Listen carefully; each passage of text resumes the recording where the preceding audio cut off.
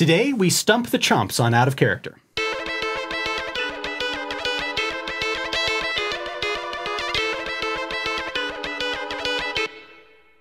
Welcome to Out of Character. I'm Jason Corley. I'm Scott Forster. And I'm Don Dem. So one of our segments that we had back in the days of audio before we invented video technology was the Stump the Chumps segment, where we claimed that we could locate or have expertise in any topic that any gamer out there wanted to ask us about. Right. And Chad on our pulpgamer.com comments sent in a couple of questions. Took us up on it.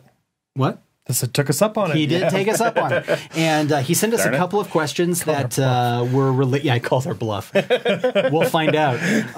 He sent a couple of questions. First, his first question is for Scott, because Scott has studied linguistics. And he asks that he says that Scott gave a good answer previously about how to invent a whole new language. So good job there, Scott. What about guidelines for creating a patois or pidgin? Okay. So first of all, explain what that is to people like me who had to look it up when Chad said it. That is a pidgin is a combined language. I always confuse... Like Spanglish? Yeah, sort of. Sort of, all right. Or English, for that matter. But I get them confused. I'm pretty sure pidgin and Creole are two terms for basically the same thing. When two societies run into each other, they need to figure out how to talk to each other. And usually the way they do it is I tell you my word for this, you tell me your word for that, and then we've both got that shared word, and now we're starting to make a language that includes pieces of both, and pretty soon we've got a language that's a mix of both languages. Okay. And that's a pidgin. Okay. And eventually someone in that area is born, and they grow up with that language. And once you have a native speaker of that language, it becomes a Creole. Okay. It's possible I've got those terms exactly backwards, in which case, check Google. Check Wikipedia. They're very reliable. So Chad is not going to be grading any of your papers for this. Good. So, all right, so that's what a pidgin is. Can you describe how you would go about making an interesting pidgin for an RPG? Okay. Or how you could use one for an interesting portion of a scenario? There's a couple ways you can do it.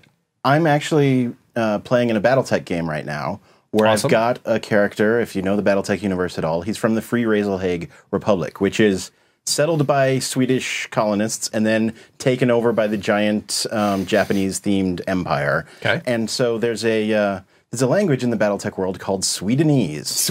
Swedenese. It's nice. A combination of Swedish and Japanese. Okay. There is no actual language that is like this. Right. But so occasionally for interesting things for him to say, I will go to Google Translate. Very, very low-tech answer here. I will go to Google Translate and look up the word for the name of our unit is the Blue Tigers. I went and looked up what blue is in Swedish, and I went up and looked at what blue is in Japanese. And then I took the two of them and combined them, because language sort of naturally squishes together. Mm-hmm. You know, we're almost never going to take the exact term from one language or the exact term from another language. We're going to kind of squish them together, get a nice compromise. And so I took like the consonants from the Swedish word and the vowels from the Japanese word, and I ended up with Blautorga as the name, as the Swedish name. Oh, that's awesome! That's really good. It worked out really well. Yeah.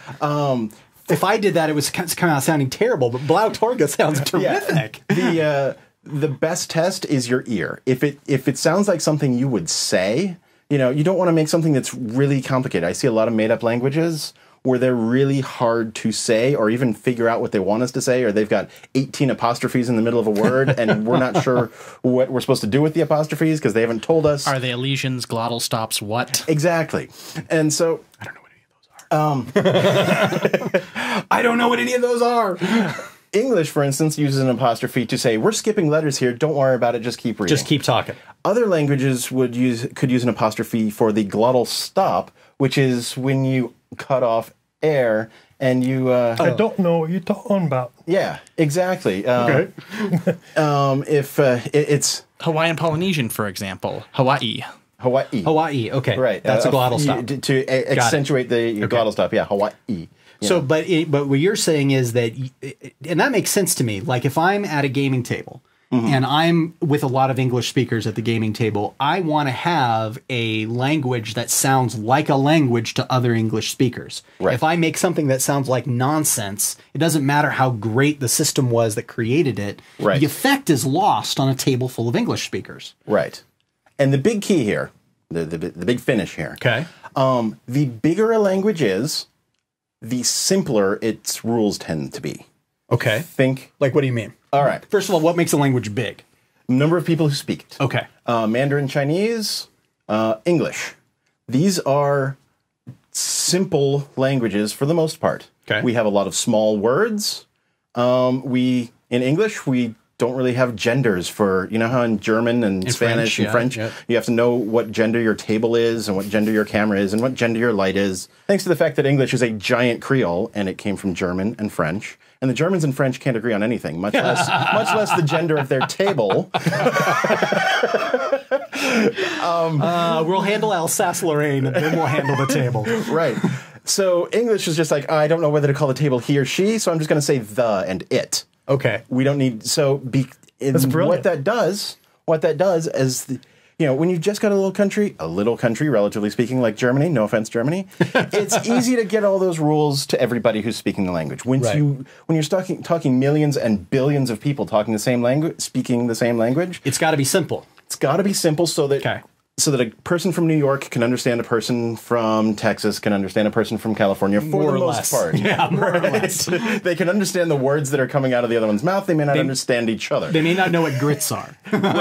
Compare Japan, a tiny little island nation which has 3 alphabets, some of the characters which have entirely different phonemic meanings depending on its usage. You've hung around with Scott a lot, I can tell, Aaron. So anyway, the point of all that, if you're simulating a language that has a huge membership, a lot of people speaking, Lots and lots. So, like, if it's your space colony, we're talking hundreds and hundreds of planets, right? Millions and billions of people. If you want to do, the Imperial Common or whatever they speak in Star Wars. I don't know enough Star Wars. Sorry. Basic. Yes, Remember? I did know that. You want simple words. You're going to be speaking to your players in English, but if you want to kind of translate it, you want short, smaller words, less rules. Now, I'm going to get in a lot of trouble if any linguists watch this because we have a big linguist viewership, so you think you should know. The human brain is an amazing thing, and actually every language is just as complex as every other language. We just choose where we want it to be complex. In English, we've decided spelling is going to be the complicated part. True. German, if you look at a word, you know how to pronounce it. You may not know what gender it is, but you know how to pronounce it. So we put our complication in different places. The point of that is if you're simulating a smaller language, like take the same Imperial Basic, we now come upon a world that only has 2,000 people that live on it or something like that. Right. It's really easy to get all 2,000 people to agree on the same thing. And now once they agree on things, they start coming up with all kinds of weird rules. All kinds of, we have to be formal when we're addressing the second daughter of our friend's cousin. Right. Right. So you create social rules that are reflected in the language. Right. Okay. Also weird genders. Like the one thing I'm taking up the whole show. That's all right. The one thing that there's an Aboriginal language in Australia called Dyirbal. It's spoken by 5 people. They have 4 genders in Dyirbal. I only remember 3 of them, but that's because those 3 are fascinating. There are female objects. There are male objects. Oh, then there's also men and women. Okay. The women are in the category of women, fire, and dangerous things. Possibly a male perspective on the language creator there. I was going to say, that seems like a pretty accurate language there.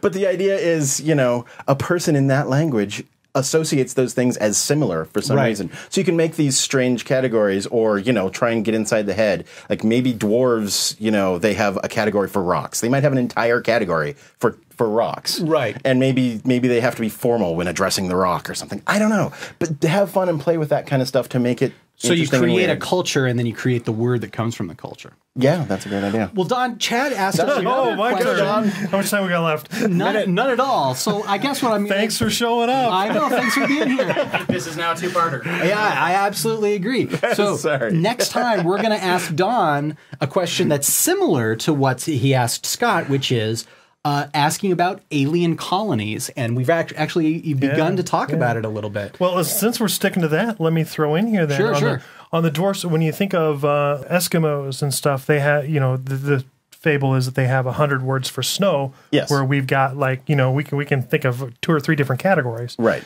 But I'm thinking dwarves, they would have. I'm assuming a dwarf could use one word and it would sum up. It would describe maybe a tunnel and maybe how it was developed, whether it was a water route or whether it was naturally dug. But having that language that envelops or talks about the environment in greater detail. Right. That 100 words for snow is 100 different types of frozen water that you might encounter. This one will collapse. This one is crunchy. This one is powdery. This one makes good snowballs. I don't know all of them. Ski on this one, yeah. Yeah, exactly. So it sets up categories. So you can easily look at a frozen lake and tell your friend using a single word, go that way, not this way, because you use the word for that ice is going to break and that ice is solid. It's safe. So yeah. Right. I like it. And wow, it opens up all sorts of fun ideas. Yeah, so I think we've certainly beat that topic into the ground for you, Chad. The takeaway is big languages that are spoken by lots of people are simple. Use words that sound appropriate to your ear and your group, because those are the ones that are going to work. They should invoke a feeling. Invoke a feeling, sure. And have words that reflect the culture of the society or societies, in the case of a pigeon, where they're combining 2 that have created them. So next time we're going to talk about Chad's other question, which is about alien colonies, on our next Stump the Chumps. So we'll see you then.